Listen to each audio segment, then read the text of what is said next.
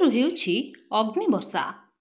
ତତଲା କଡ଼େଇରେ ଭାଜି ହେଉଛି ବୌଦ୍ଧ ଜିଲ୍ଲା। ପ୍ରବଳ ଖରା ଯୋଗୁଁ ସାଧାରଣ ଜନଜୀବନ ଅସ୍ତବ୍ୟସ୍ତ ହେଉଥିବା ବେଳେ ପାନୀୟ ଜଳର ଅଭାବ ମଧ୍ୟ ପରିଲକ୍ଷିତ ହୋଇଛି। ବିଶେଷ ଭାବରେ ଗୃହପାଳିତ ପଶୁପକ୍ଷୀଙ୍କର ମଧ୍ୟ ତ୍ରାହି ନାହିଁ।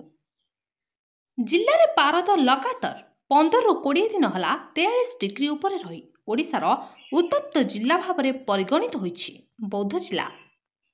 ଗୋଟେପଟେ ଦ୍ରୁତ ଗତିରେ ଗଛଗୁଡ଼ିକ ନାନା ବାହାନା କରି କାଟି ଦେଉଥିବା ଯୋଗୁଁ ଆହୁରି ପ୍ରଚଣ୍ଡ ଖରା ଅନୁଭୂତ ହେଉଥିବା ପରିଲକ୍ଷିତ ହୋଇଛି। ନାମକୁ ମାତ୍ର ପଥପ୍ରାନ୍ତ ବନୀକରଣ ଯୋଜନା ରହିଛି ବୋଲି ସୂଚନା ମିଳିଛି। ଗ୍ରୀଷ୍ମ ପ୍ରବାହ ସାଙ୍ଗକୁ ପାନୀୟ ଜଳର ସମସ୍ୟା ଲୋକଙ୍କ ଦୁଃଖକୁ ଆହୁରି ବଢ଼ାଇ ଦେଇଛି। ଜଳ ସଙ୍କଟ ଦୂର କରିବା ପାଇଁ ଜିଲ୍ଲାରେ ହୋଇଥିବା 3ଟି ମେଗା ପାନୀୟ ଜଳ ପ୍ରକଳ୍ପ ନିର୍ମାଣ କରାଯାଇଥିଲେ ମଧ୍ୟ ତାହା ସମ୍ପୂର୍ଣ୍ଣ ହେଉନଥିବାରୁ ଜଳ ସଙ୍କଟ ଲାଗି ରହୁଛି।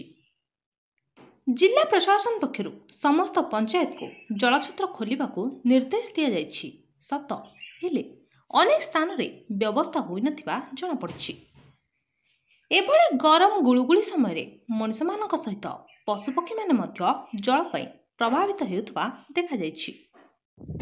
ବର୍ତ୍ତମାନ ଆଜିର ଦିନରେ ସାରା ପଶ୍ଚିମ ଓଡ଼ିଶା ସମେତ ଓଡ଼ିଶା ଜଳୁଛି।